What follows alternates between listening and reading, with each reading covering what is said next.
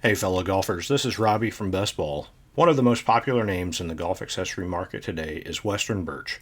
Stop reaching in your pocket for boring plastic or plain white golf tees and elevate your game with premium wooden golf tees from Western Birch. You can customize both the hardwood and bamboo tees with one of their signature stripe patterns in a wide variety of colors. These tees are stylish enough to stand apart from the crowd, traditional enough to align with golf's heritage, and durable enough to make you forget about using anything else. Enter the code BESTBALL in the promo field in your shipping cart to add a free gift to your order. So visit westernbirch.com and get your own premium wood golf tees in the style that suits your game. When I actually played the tree farm last year in May, and of course, I bought a hat or something, and I'm in downtown Belmont, North Carolina, where I live. We're at the park with our kids, and a guy sees it, and he's like, "Hey, have you played there?" And I'm like, "I actually played it 2 days ago," and he's like blown away, and it's a badge of honor. It's a talking point, and you get a conversation going with somebody that you probably would never talk to, but yet it brings you together, and you start talking golf, and next thing you know, I see him, 7 months later, and he's like, "Hey, I got a chance to go play it." So then that was another conversation we had, and just, you want to brag a little bit when you go to these nice places. I do.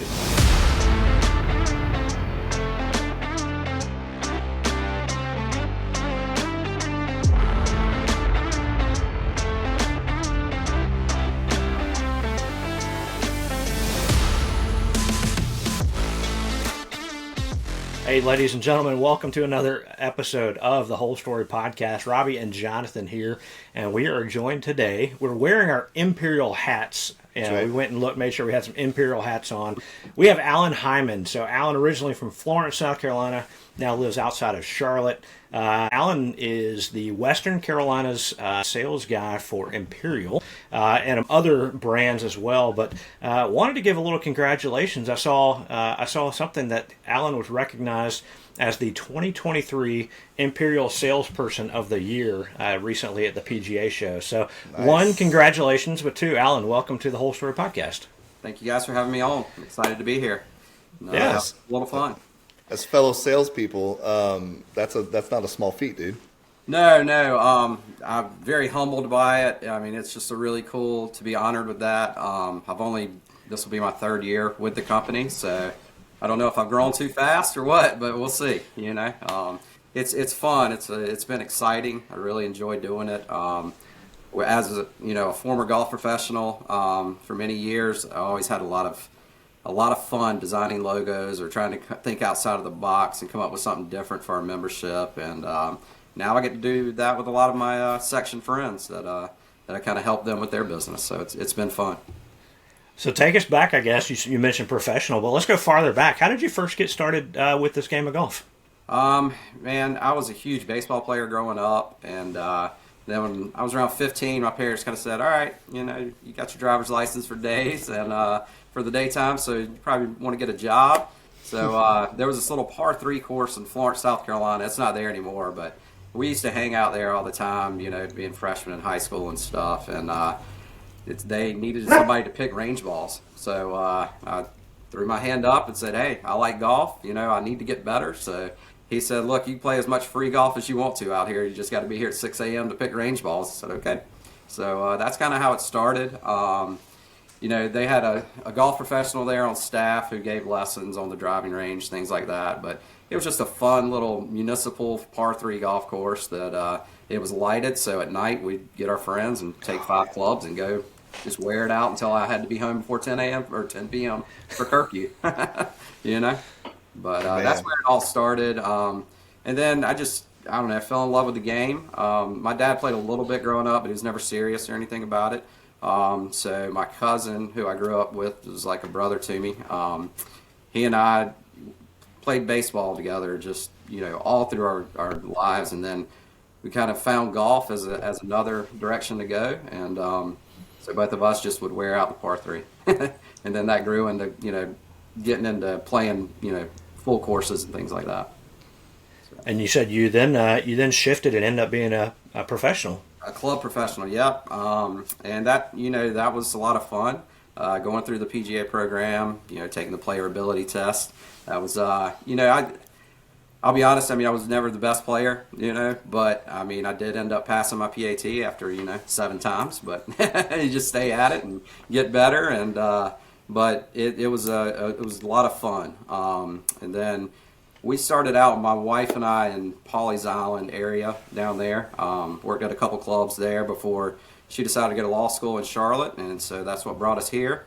Complete game plan was to move back to the beach. Love that pace of life, but then we just kind of fell in love with Charlotte, and I ended up at Carmel Country Club, and that place was, I can't thank those guys enough. Wonderful membership, wonderful director of golf there, Jeff Nichols, who I worked under. He recently retired a year ago, so man, what a mentor to have. What courses in the Pawleys Island area did you work at? Pawleys Plantation for a little bit, and then I cut greens at World Tour. Oh, very nice. I've kind of done it all, every aspect of it. It was that was getting up early down at the beach, spending bunkers in the afternoon and cutting greens first thing in the morning. But learned a lot about golf courses and grass and things like that. So taking that knowledge and then pursuing going into the club pro aspect, it just it gave me a wealth of knowledge from there. Well, you were already used to the morning since you started at 15 at 6 a.m., right? Right, that's right. Yeah. But once you get off at college, those mornings get harder to get up. But so if you were working in the golf shop, maybe that gave you a head start to what you're doing now, shifting from selling merchandise to actually being the one to provide to the courses merchandise to sell. So how was that transition? It was really good. When I first moved to Charlotte, I got connected with Carmel Country Club, and they had an outside services guy position available. So it wasn't anything even getting in the golf shop at that point. But you take the opportunities where you get them, and it leads you into the right space. So once I transitioned into the golf shop, I've always loved apparel. Always liked really golf courses with cool logos. I mean, that's one of the selling points that makes a golf club. I mean, you see great logos these days. I mean, Tree Farm's one of them. Eagle Point's got a great logo. Everybody knows what it is when they see it. So that sets a lot of golf courses apart. And we had a fantastic logo at Carmel. I mean, it was a lamppost and date that was based around. They had, I think it was 1,400 lampposts on property, so that's kind of where that came from, out of their sill.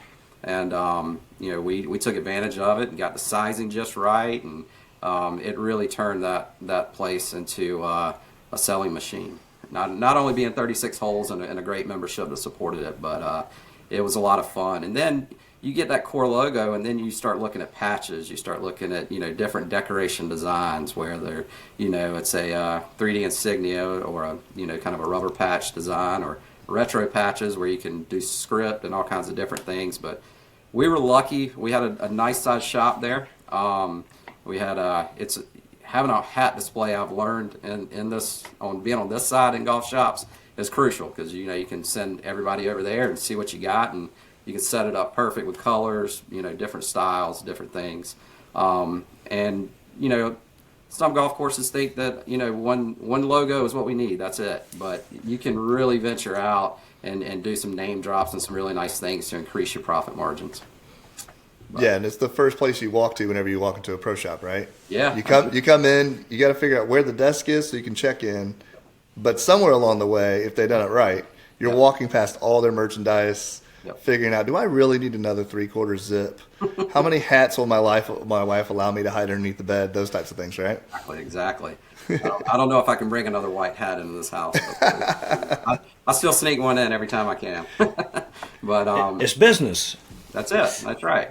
But it's cool. I mean, it's been a lot of fun, to be honest with you. I'm lucky enough that Quail Hollow is one of my accounts I get to service, and they have the Wells Fargo Championship every year, and Charlotte really shows up for that tournament.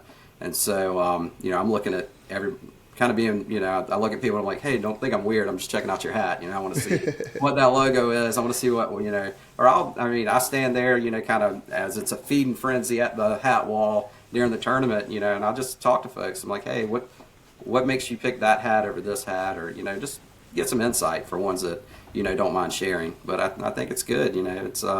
it's another way to network, and then it's always fun to see something that you created that might be at a golf club down in South Carolina, but these guys are in North Carolina at a golf tournament wearing it. So it's pretty cool.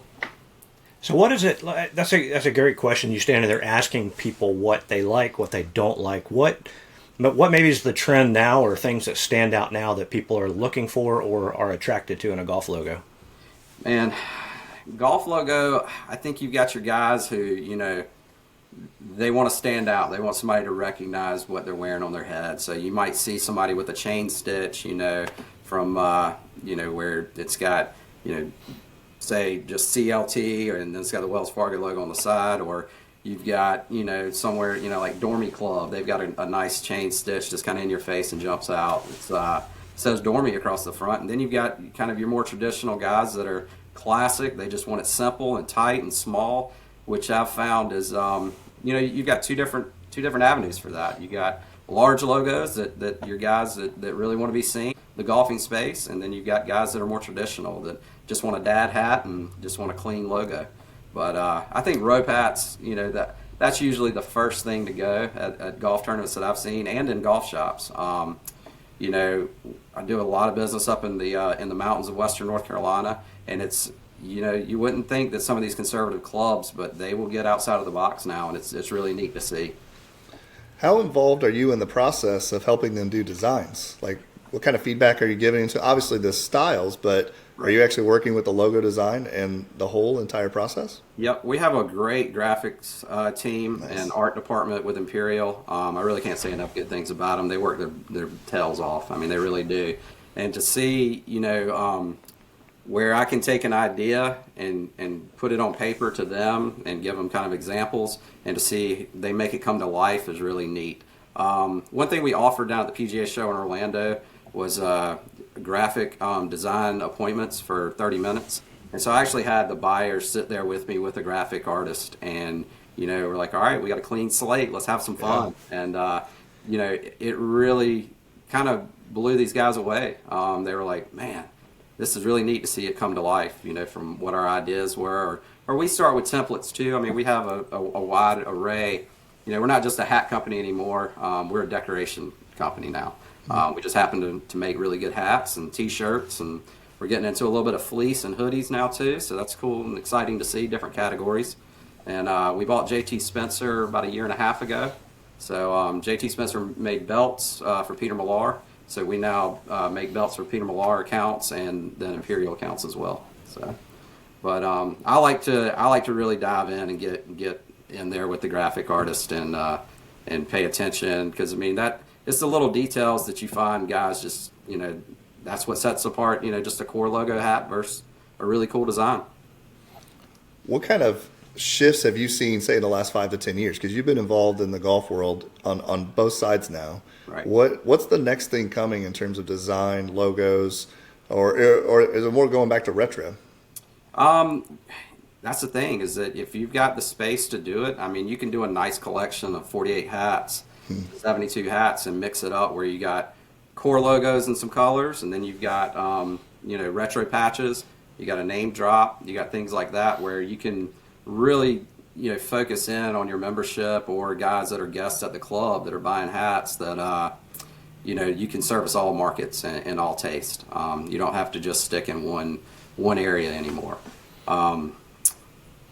I think, you know, 10 years ago, if somebody showed up at a golf club to check in with a hoodie on, they would have been sent back to their car, you know? That's right. So, I mean, you're seeing more kind of off-course lifestyle type headwear is really kind of where I see a lot of focus.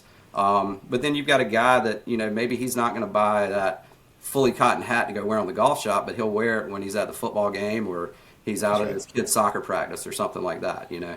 So, good thing about us is, you know, we kind of cover all the bases from performance to, you know, retro to old school full cotton. I mean, you know, and then we're getting a little bit into the destination and leisure aspect. If you see our catalog now, where we've got some fly fishing patterns and things like that, and it's fun.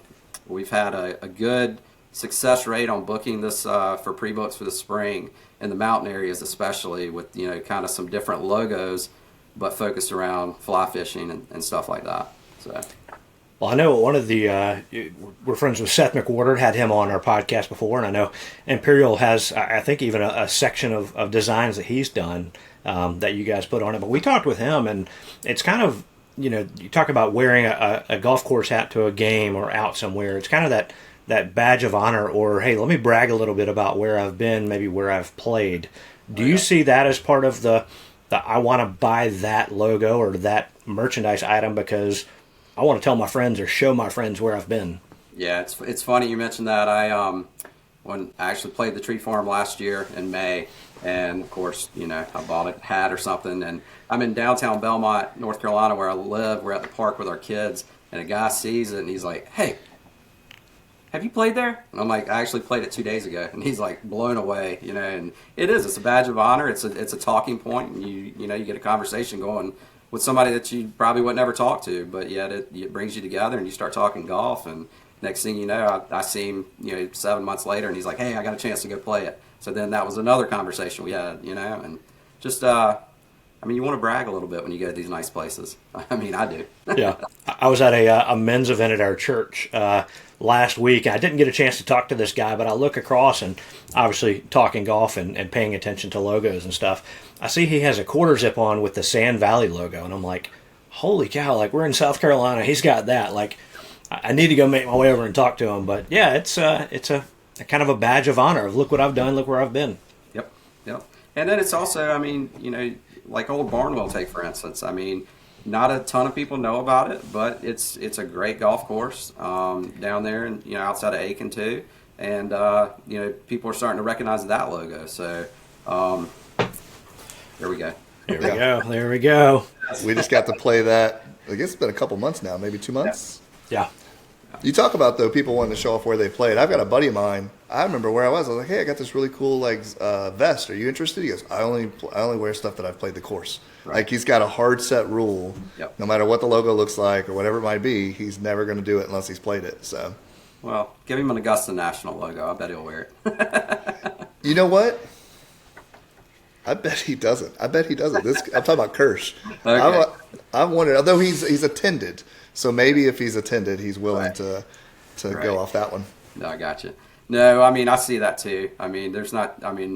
You've got a market or aftermarket where you've got these guys on Instagram who sell, logos from different clubs and things. But there's a market for it, Somebody wants it. That's So right. we've talked about the Imperial stuff, and then besides the hats, the other things that they've added. But you represent, you represent a couple other brands, right? Stash Cups. Yep. You've got the Dormy Workshops. Tell us a little bit about those. Yep. So Stash Cups, we're out of Greenville, South Carolina.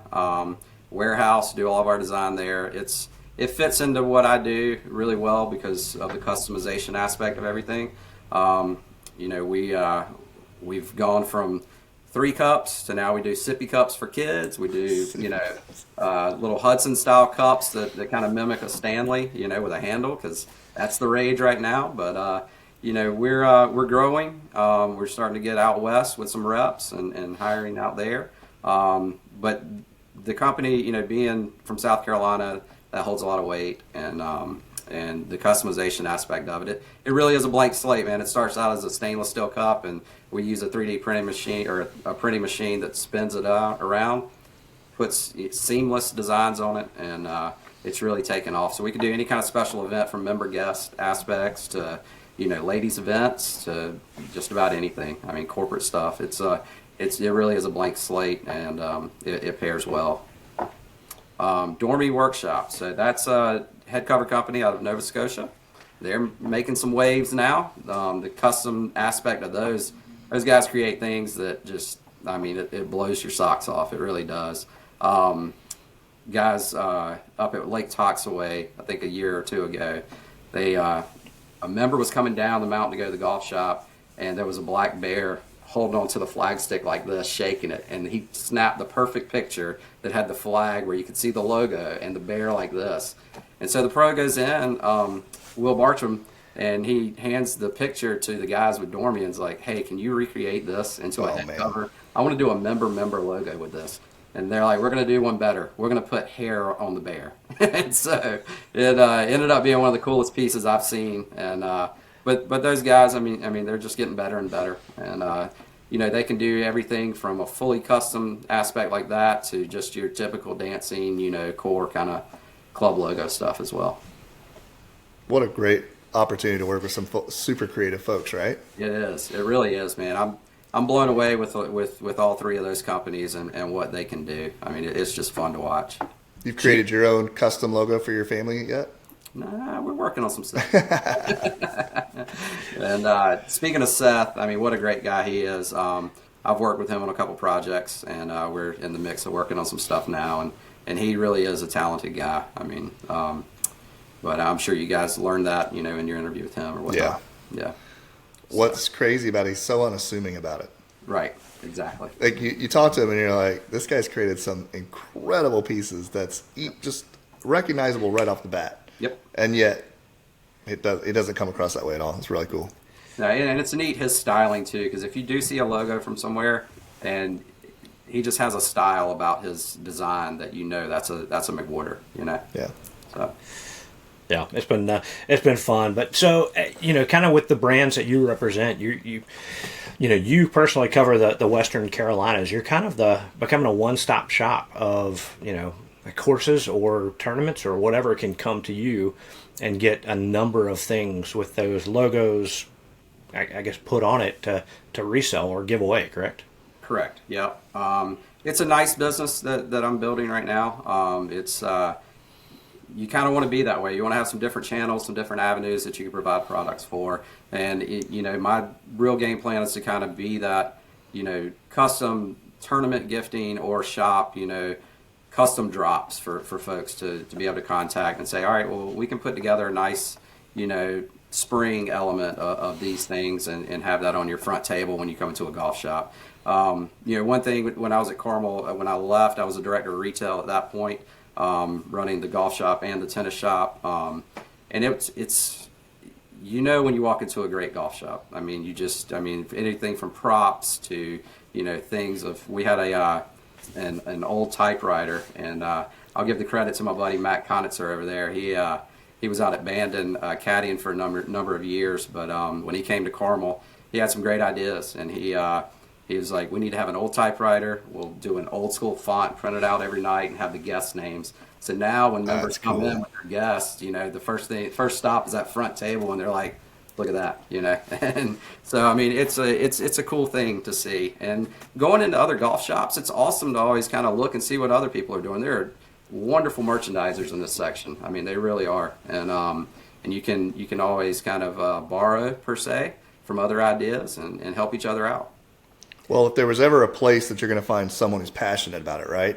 It's not like going to a mall and some kid just has some corporate logo thing. They got to make sure they put everything in the right spot. You've got the guys that work at the courses. They love the course. They play the course. They know the members. So they're really pouring a little bit more into it than just, I hope you show up and give me $20. Right, exactly. Yeah.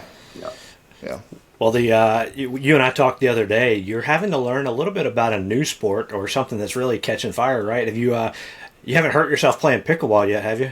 Haven't hurt myself yet. But pickleball's kind of becoming the new thing. Everybody's getting logos, gear, and stuff with pickleball stuff on it, correct? It is. And we've really taken a big dive into pickleball with Imperial. We're the official sponsor of the Major League Pickleball now across the nation. Awesome. Pretty cool there. We've got some influencers that we're working with on pickleball, and I'm telling you, man, if you go to a golf club now and you look at the tennis courts, there's probably a pickleball court or two over there as well. It's not strenuous by any means, and you can get a nice little ladder game going with some guys. Well, you say it's not strenuous. The hard part is whenever you're our age and then you're getting whooped up by that 76-year-old that's just standing there. Yep. Like, golly, I'm running my butt off here, and he's not even breaking a sweat. It's all about the angles. Yeah. One like of old man basketball. Always be afraid of that basketball. guy. Yep. That's they know right. tricks and things to do that you just don't know. Well, one of our first guest we've ever had on here, and he tells the best Augusta National story ever, Jonathan, talking about Donald Taylor. That's right. He is now, I don't know if you knew this, but he's kind of the head pickleball pro over at Spring Valley Country Club. What? Here in Columbia. He's always been playing racquetball and things like that. And Yeah, so now he's the head pickleball pro. So Now for sure coming over on that date. We're going to go play pickleball. Call Donald there, Alan. Okay, I'll do it for sure. Yep. Well, that's awesome. So I guess we ask everybody this, kind of getting back to the golf side of things. And, we're all about golf stories, right? Like we love seeing what's going on in the golf world and from business to playing to whatever. But we want to hear, what's your most memorable golf shot? Oh, man. Memorable golf shot. I'd probably have to, it might go back to my PAT, the last one that I took. And we're standing on 18 tee box. And, I know where I'm at. And the guys in the group, we're all having a great day. I hit a drive down the left side, a little squirrely, but it's on a par 5, so I have to get it down there and just make par. And that putt from 12 feet was the one. Because you work so hard for something like that, and it, somebody tells you got to go shoot a number in 36 holes, it'll get to you. But it was good. Made the putt, and that's probably one of my most memorable ones. Haven't had a hole in one yet, so when that comes about, I'm sure that'll probably top it. But well, I mean, you think about that putt though, right? Like all the doors and things that it has opened up since then. It is, and I scared the guys in the group a little bit, letting out a little yip, but they were like, and I was like, on the number, boys, on the number. They knew. Yeah, most of us aren't trying to hit a number. We're trying to avoid numbers like 100, 110, things like that, or a double. Right. Yeah. There's no real pressure on the last hole. Whenever it's like, you know what, this whole day has just been a day. Yep. Let's just get it over with, go inside and talk about it. And that's when we hit our best shots. That's right. All right, well, we always like to do what we call a quick 9. So it's going to be rapid fire. You can be loquacious as you prefer. You can be short, answered if you'd like. So our first question is, what is the favorite course that you've played? It sounds like you're going to have some to choose from. Yeah, probably my favorite is Peachtree. I mean, I just loved it. It was an experience. It was a lot of fun. I played well that day. Had a great group with me, and it was just kind of one of those things that I always remember. And the history there. I mean, it's just unbelievable. So. Yeah, great course. That's on our bucket list. But since you've already played it, you can't answer it this way. But what's the top course on your bucket list? I would like to do Whistling Straits. I've never played up there. Never been in that part of the country to play golf, and I think that would, I don't know, and it might beat me up like it does a lot of people, but I think it would be fun to go up there and play. We've got a good source. We got an inside source on a caddy up there we might be able to help you out with. Awesome. Yep. All right, so this is similar, just on the business side of things. What's the bucket list course to provide merchandise for? Augusta National. There you go. Yeah, they moved some merchandise the first week in April. They tend to, but I would like to work with those guys on some logos. Like I think it would be fun just to do that and have that experience. And I don't know. I think it would be a lot of fun. You'd have to change your bio to Western Carolinas and Augusta National. Augusta. Exactly. All right. So, when you go to Whistling, who's in your dream foursome? I would have to take my mentor Jeff Nichols. I think he's always a fun one to play with. Arnold Palmer. I've always been a big fan of Mr. Palmer and what he's done with the golf in the golf world, and probably El Tiger. Getting back at it this week. But I think that would be a dream foursome. That wouldn't be a bad one to play around with. Right. Yeah. Do you think you could shoot a good number with them, or would you be too nervous? Oh, no, I'd definitely be nervous. I just hold on for dear life and throw par around 80, There you go. Are you going to put that new Sunday Red logo on any of your Imperial hats? I don't think so at this point, but we'll see. I don't know. It's an interesting logo. Yes. We can leave it at that. Yep. What has been the most random merchandise request that you've received so far? Oh, That's man. suitable for public, maybe. It's because people ask all sorts of things. Man, let's see. As far as product-wise or design-wise? Either one. Either one? Okay. I worked with a club that they had a member had an accident with a golf cart, so we had to we wanted to kind of bust him up a little bit, and they had a picture of the golf cart and its state after the accident. So mud all over it, bent roof and everything. So we ended up coming up with a cool logo for him, and surprised him with it, with a little. That's awesome. With a little thing, and he loved it. He was a good sport about it, and he thought it was hilarious. So that was probably one of the more random ones that actually came to fruition. Very creative. All right, so how many head covers do you own? Man, probably 15, 20, something like that. You know? Figure that was going to be an easier number than hats. Yeah. Hats that's a rapidly increasing thing every week. We're big hat guys, so we joked that how many we thought we would have through the first year, and I think we eclipsed that. Went way over. I think we were trying to figure out if we would be less than 5 each for just our hat logos, and yeah, way past that. Way past that. Yeah, I've got hat boxes now. There you go. Yeah. My favorite question: what's your favorite snack on the course? Favorite snack on the course? Have to go with banana and peanut butter sandwich. Good choice. Do you freeze it to start the morning, or Absolutely. do you? All right. So We're playing. I know there's some courses out there that have an Uncrustable in the coolers as you're walking around. Yeah. Favorite thing to open up a cooler and see is an Uncrustable. So We're playing on Saturday. I might have to. Maybe that's why I fall apart at like hole number 12, because I just haven't had my energy. A little bit of protein. There you go. That's what it is. All right, so maybe you can't answer this one, but what's your favorite golf course logo? I think that's a fluid question. But right now, I find myself typically wearing probably that Tree Farm logo a lot, to be honest with you. Just thinking about, usually that hat I grab or whatnot when I'm heading out the door. So. Do you wear those logos whenever you go play? So, like, if you said you're going to Tree Farm in a couple weeks, are you going to wear that logo, or are you going to wear a different hat? I'll probably wear a different Imperial hat, but, I'll probably pick one up while I'm there. Yeah. Those guys have been incredible supporters, so, it's always good to support the pros when you go there. That's right. All right, last question. Why should courses contact you for their branded golf merchandise? I think I offer a unique way to just do your logo. We can come up with some different logo types, or we can come up with different ways to do name drops for your logo. A lot of people will say that headwear is the biggest margin maker in your golf shop, so you need to have different avenues to satisfy each customer. Great answer.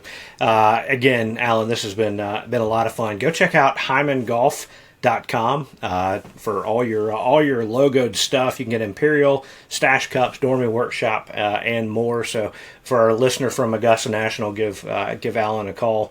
He would love to help you out. But Alan, we appreciate you joining us. So for Jonathan and Alan, this is Robby. We appreciate everybody listening to another episode of the Whole Story Podcast.